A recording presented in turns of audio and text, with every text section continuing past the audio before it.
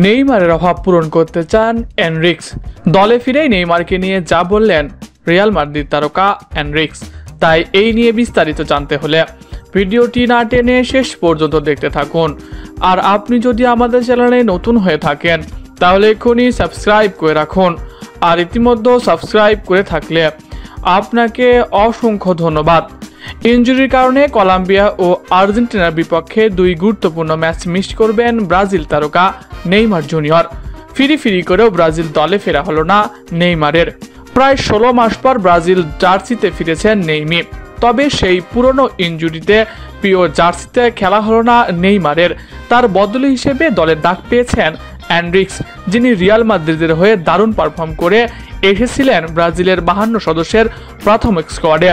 তবে 23 সদস্যের দলে জায়গা হয়নি তার, কিন্তু ভাগ্যর ছোঁয়াতে নেইমারের ইনজুরিতে দলে ফিরেছেন এনরিক্স। আজ দলের সাথে যোগ দিয়েছেন তিনি। দলে যোগ দিয়েই বলেন, নেইমার আমাদের সেরা খেলোয়াড়, তাকে ব্রাজিল জার্সিতে না পাওয়া আমাদের জন্য হতাশার। তবে ইনজুরির ওপর কারো হাত নেই, এমন একটা খেলোয়াড়ের বদলি হিসেবে আমাকে যোগ্য মনে করেছে, এতে আমি খুব গর্বিত মনে করছি।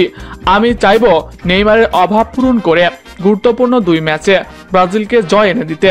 দলের সুযোগ পেয়ে আমার দারুণ লাগছে। এই দলে অনেক বড় বড় খেলোয়াড় রয়েছে, ভিনি, রাফিনহাদের মতো তারকাদের সঙ্গে খেলতে পারলে আমার সত্যিই ভালো লাগবে। সবাই সম্মিলিত হয়ে একসাথে পারফর্ম করতে পারলে যে কোনো দলকে হারিয়ে দেওয়া সম্ভব বলে আমি মনে করছি। বলা বাহুল্য যে বর্তমান সময়ে সেরা ফর্মে রয়েছে এনরিক্স, রাফিনহা ও ভিনিসিয়াস জুনিয়র। ক্লাবের হয়ে সবাই দারুণ পারফর্ম করছে। এছাড়া এনরিক্স রয়েছে অন্যতম সেরা ফর্মে এবং ব্রাজিল জার্সিতেও রয়েছে তার দারুণ রেকর্ড। 12 ম্যাচ খেলে 3টি গোল করেছে এই তরুণ তুর্কি। তার উপরই ব্রাজিলের ভবিষ্যৎ আশা করছে। ভবিষ্যৎ ব্রাজিল দলের দায়িত্ব তার উপরই থাকবে বলে অনেক ফুটবল বিশেষজ্ঞরা মনে করছে। ফলে আশা করা যায় ব্রাজিল জার্সিতে ম্যাচ খেলার সুযোগ পেলে ভালো কিছুই করবে এনরিক্স। প্রিয় দর্শক, নেইমারের অভাব কি পূরণ করতে পারবে কোনো খেলোয়াড়? এনরিক্স কি পারবে ব্রাজিলকে জেতাতে? আপনার মতামত জানাতে পারেন কমেন্ট বক্সে। এছাড়াও খেলাধুলার সকল আপডেট সবার আগে পেতে হলে আমাদের চ্যানেলটি সাবস্ক্রাইব করতে ভুলবেন না। ধন্যবাদ সবাইকে।